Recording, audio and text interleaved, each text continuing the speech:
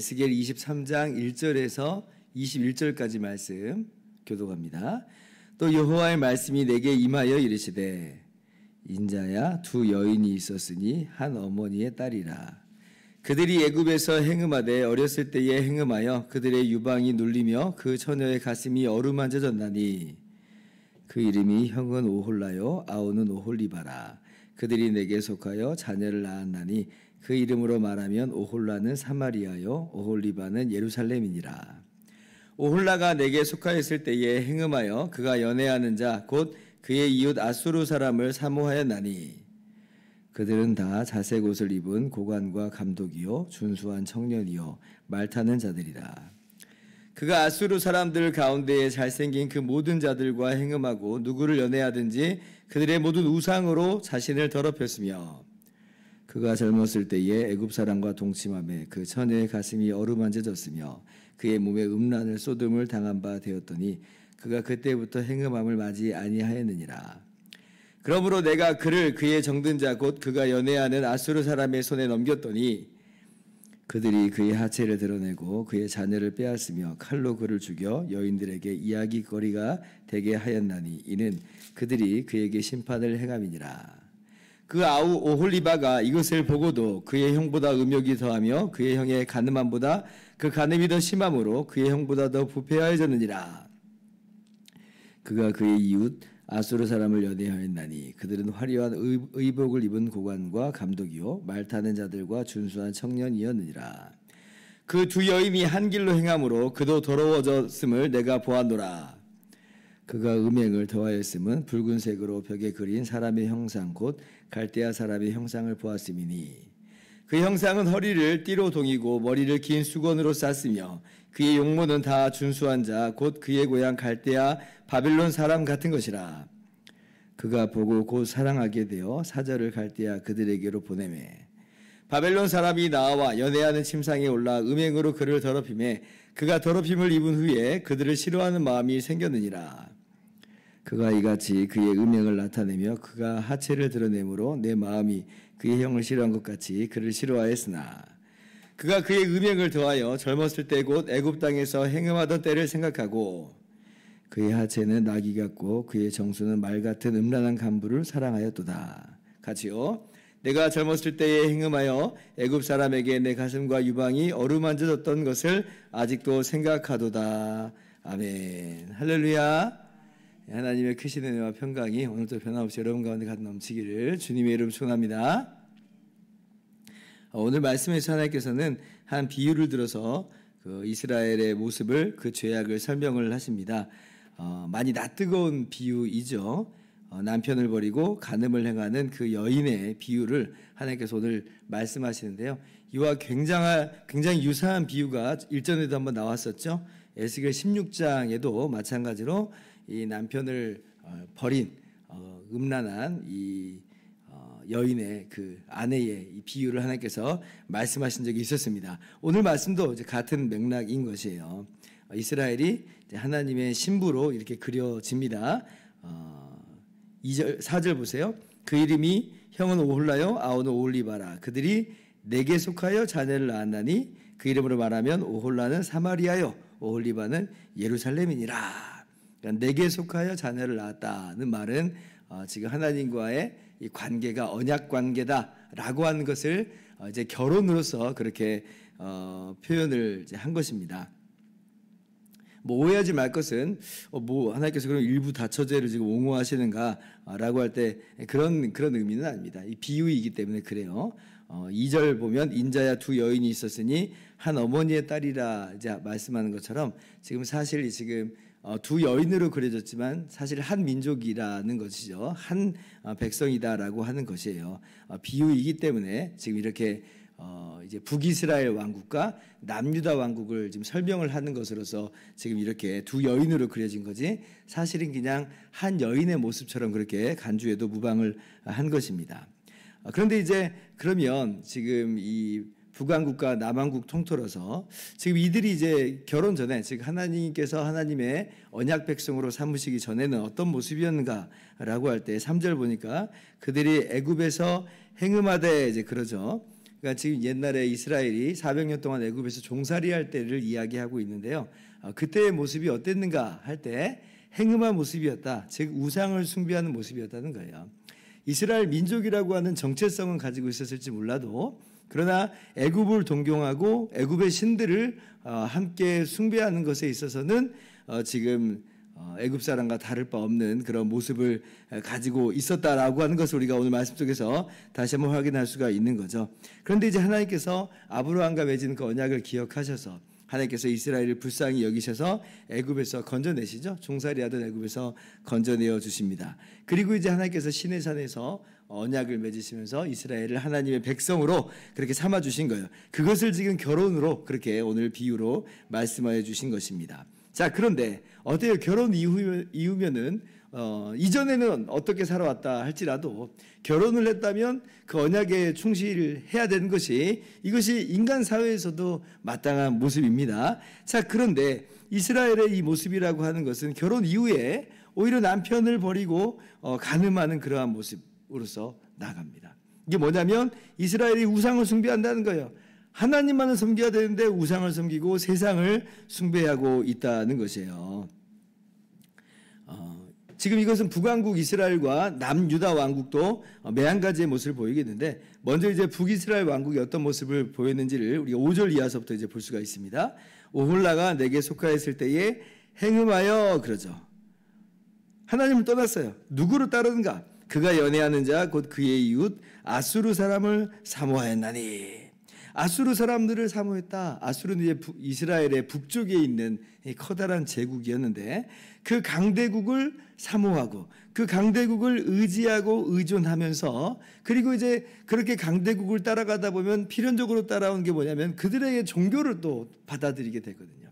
그렇게 해서 그들의 종교까지 받아들이는 우상 숭배의 모습을 가졌다라고 하는 거예요. 대표적으로 이제 북이스라엘 왕국의 역사를 볼 때 누가 이제 그런 모습을 두드러지게 보이냐면 무나엠이라고 하는 그런 왕이 이 아수르 왕에게 이렇게 돈을 갖다 바치면서 아수르에게 예속되고 또 아수르를 또 의지합니다. 아수르의 힘을 빌어서 자신의 왕권을 공고하게 합니다. 왜냐하면 자기가 이제 앞선 사람을 쳐 죽이고 왕이 된 사람이거든요.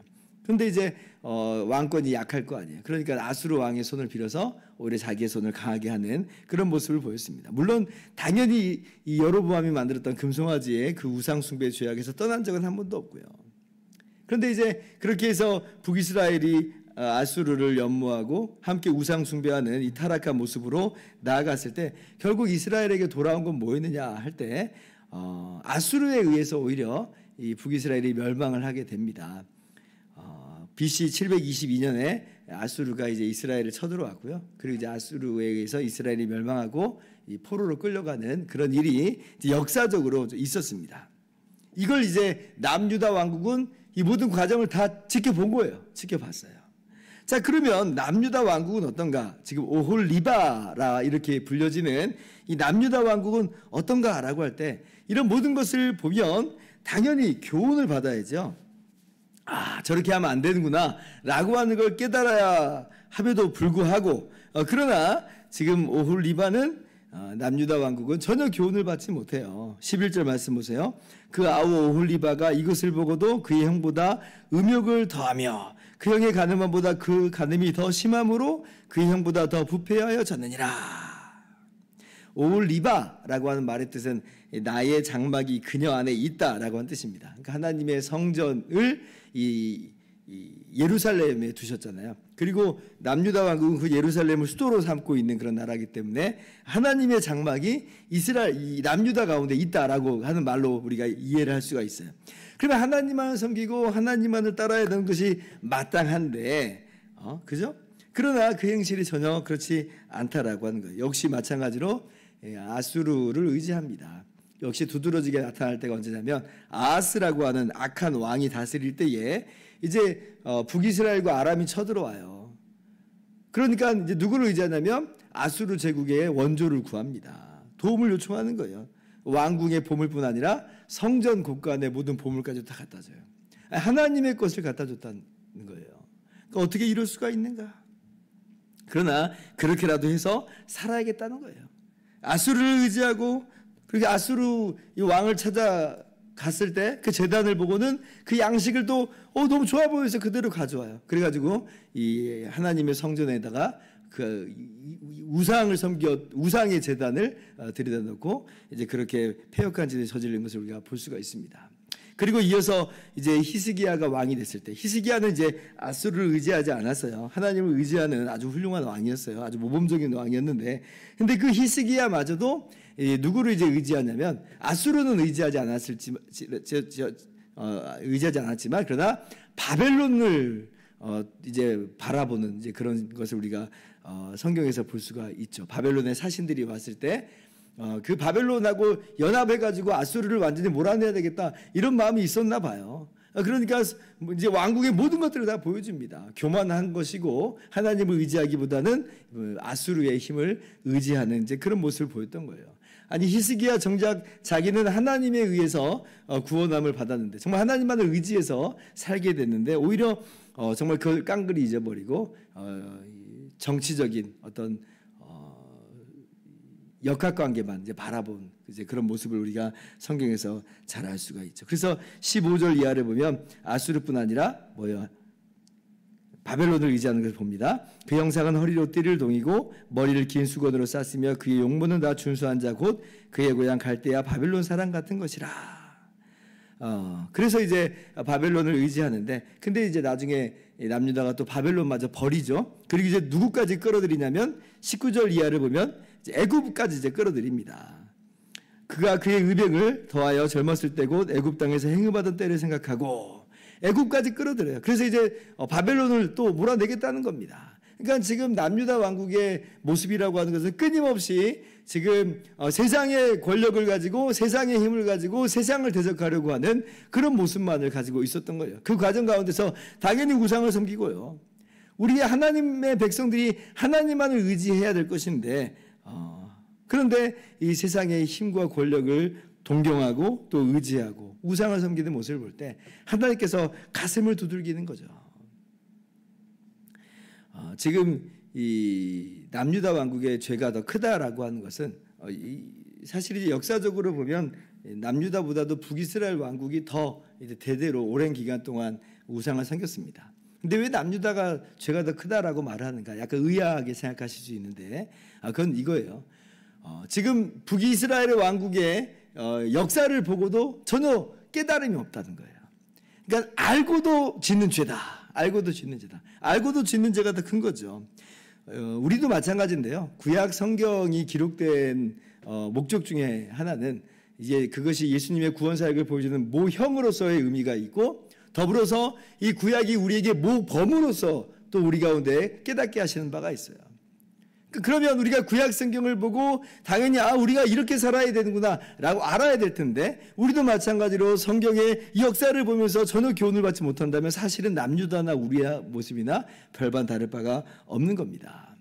고린도전서 10장 11절 말씀이 이렇게 기록되죠. 그들에게 일어난 이런 일은 본보기가 되고 또한 말세를 만난 우리를 깨우치기 위하여 기록되었느니라. 우리 보고 교훈을 받으라는 거예요.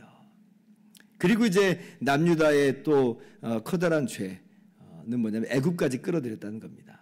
애굽까지 끌어들였으니까 지금 이 유다의 죄가 더 크다라고 하나님께서 이렇게 말씀하시는 그런 의미가 있는 거예요. 왜냐하면 하나님께서 애굽에서 건져내셨는데 애굽으로 돌아가지 말라고 했는데 오히려 애굽을 바라보고 애굽을 의지하는 모습으로 지금 나아갔다는 것은 옛날 구원받기 이전에 하나님 백성으로서 언약을 세우기 이전의 모습으로 돌아간다는 얘기예요.